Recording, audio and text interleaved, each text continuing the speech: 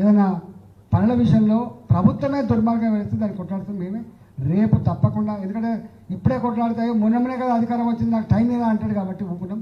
డెఫినెట్గా ప్రభుత్వ పరంగా పార్టీ పరంగా ఇచ్చినటువంటి 6 గ్యారంటీలు, 66 రకాల పనులు, 420 రకాల ఇండివిజువల్ పనులకు దాని మీద బరిగించి కొట్లాడతాం, పడతాం ప్రభుత్వాన్ని చెండాడతాం, వదిలిపెట్టే ప్రసక్తి లేదు.